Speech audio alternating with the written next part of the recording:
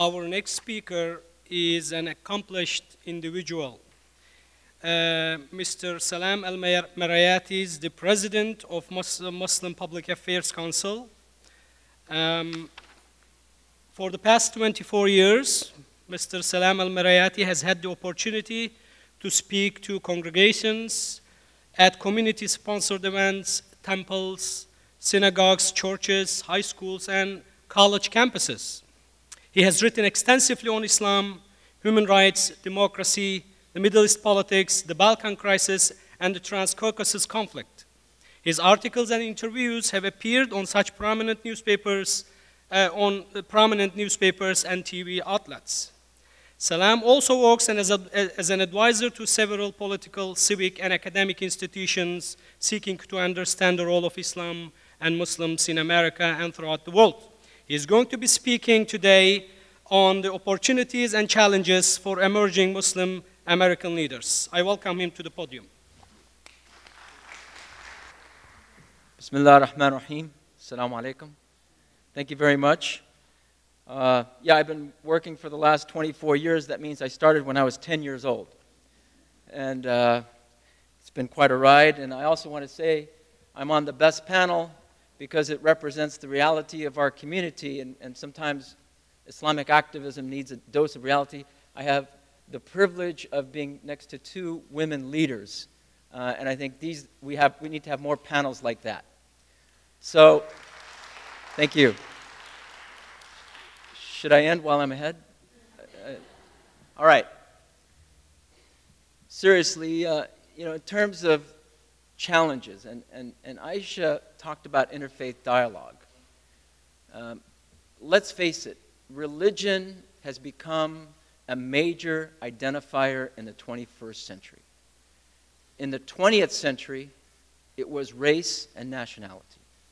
In the 21st century, it is going to be religion and ideology.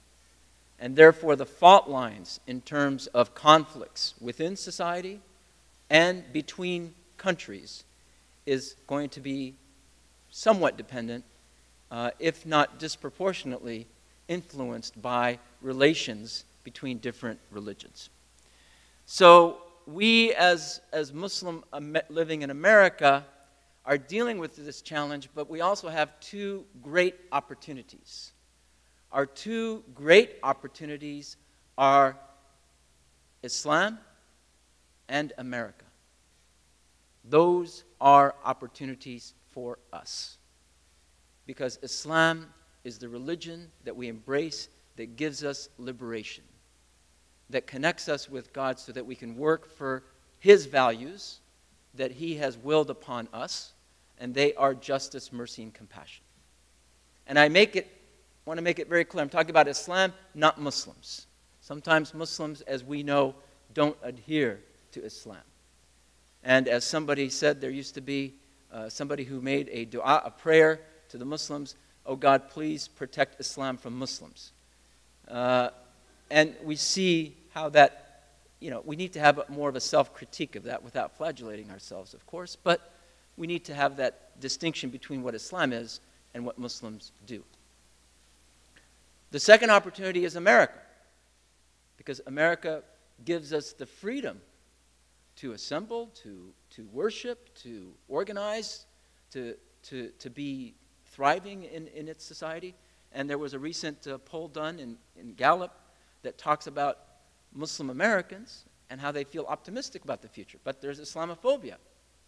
Well, as my next speaker is going to say, in terms of anti-Semitism, there's a problem with anti-Semitism still, but Jewish Americans also feel that they are thriving and they're well integrated and there's hope and optimism in America.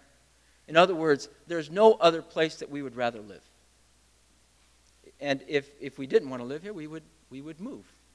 But with us, notwithstanding all the political problems and the political rhetoric, America is a great opportunity for us. And it is a way of reliving and rethinking our religion in a way that we become more effective and bring back one of the greatest legacies in world civilization, and that is Islam. Of course, the major challenges are the opposites of Islam in America, and they are Muslim extremists and Islamophobes. Muslim extremists are the greatest threat to us internally. Islamophobes are the greatest threats to us externally. And Muslim extremists and Islamophobes are basically opposite sides of the same coin.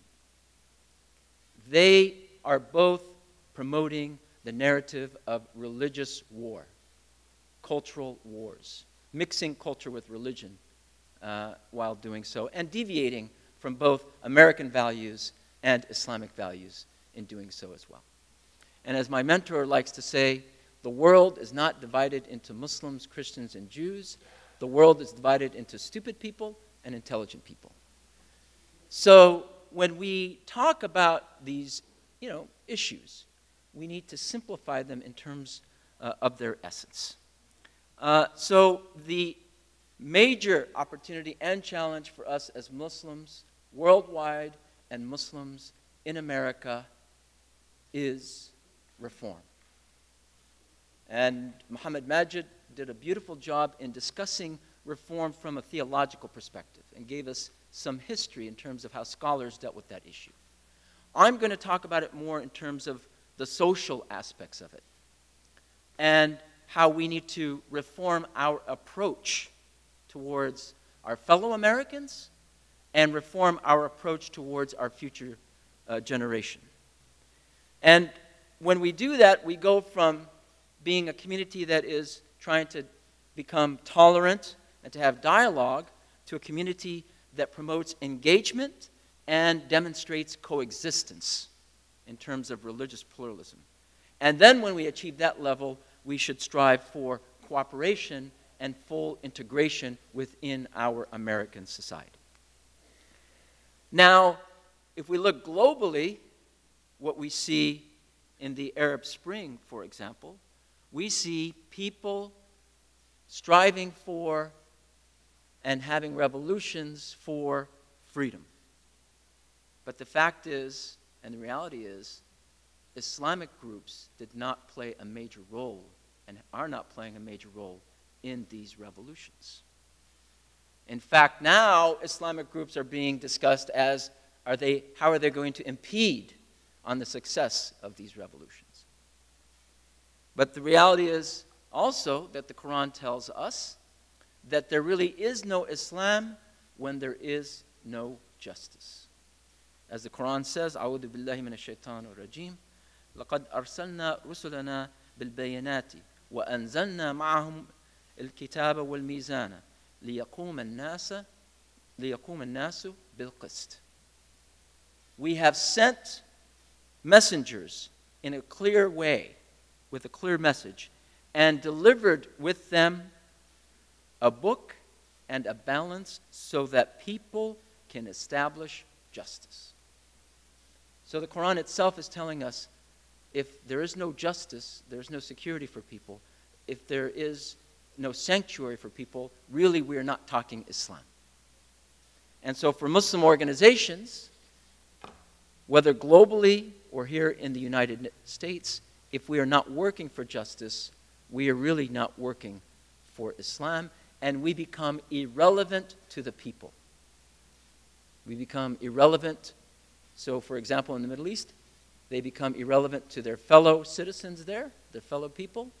And here in the United States, we become irrelevant to fellow Americans, and we become irrelevant to our future generation. So reform is talking about the transformation in the Muslim world from authoritarianism, be it secular or religious, and towards democracy and human rights. And now Islamic groups in the Muslim world are beginning to rethink even the notion of an Islamic state, where they're saying that an Islamic state is really, it's not a theocracy, it is a civic state. So we see these changes and reform now taking place globally. What are the challenges then for us in the United States? The challenges in terms of reform in the last 10 years has been one of social and political exploitation. Reform has been exploited by the political establishment in the United States. If you recall, the term moderate was adulterated. The moderate was the one who agreed with war in Iraq. Or the moderate is the one who agreed that Muslims did not condemn 9/11. In other words, he or she became a self-hating Muslim. And the word progressive was also adulterated because it simply took on the notion that the person was very, for lack of a better term, loose in terms of sexuality. And so we lost in terms of reform because the term moderate and the term progressive were not really in sync with authentic reform within Islam to change us from a community that feels that things have to be imposed on people because we thought that we knew the answer and we are trying to impose that on people, to a reality of where Islam stands in that we are here to help liberate people and to support freedom in any way. So what are the 5 issues that are important for us? And I know I only have 5 minutes left. See how I'm trying to be helpful. I'm trying to reform myself. What are the 5 areas then for reform and the challenges that we're facing, which are also opportunity areas? Number 1, for us in the United States, is the Muslim American identity. And to hold on to the Muslim American identity, that we are part of American pluralism. Whether we are immigrants or indigenous, whether we came on slave ships centuries ago, or we just came on jumbo jets in the 60s, and we now live here, but to have that Muslim American identity. So that we represent freedom. We represent the values that are basically, as again Muhammad Majid said, the goals of Sharia are basically the same as life, liberty, and the pursuit of happiness. Now, why is that? Because God created human beings in His Spirit. Every human being has the Spirit of God within him or her. And those values are here in America for us. And for the immigrant community, we say that the Muslim American identity represents that home is not where my grandparents are buried, but home is where my grandchildren are going to be raised. And that goes for every Muslim, by the way, whether they're young or old, indigenous or immigrant, but the mentality somehow that Islam is over there and we just have to replicate it here, that has to change. Islam is in here, and Islam is in the text. And now we have to figure out how to apply the text in America, not replicate what somebody told us, who may be my grandmother, for example, and say that this is Islam. And also as organizations and institutions, that we cannot have a foothold in the Middle East to gain influence here or to give people influence there and have a foothold here in America. Either we are within the American landscape or we are working in terms of humanitarian aid for people overseas or education or things like that. But when it comes to civil rights, when it comes to working on American issues, we have to be American institutions. And that will allow us intellectual and financial independence. Number 2 is that because we are minorities in this society, we cannot afford to make any assumptions about Islam. Therefore, we have to review everything. And when somebody says, this is Islam, don't take that at face value. Verify that this is Islam.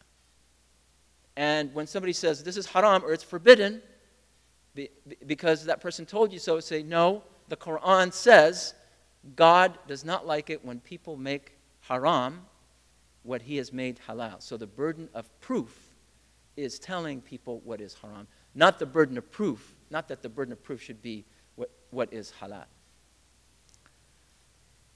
And as minorities, we're dealing with so many issues, such as women's leadership in our society, and the reality is there are more women leaders in our society, in our communities now.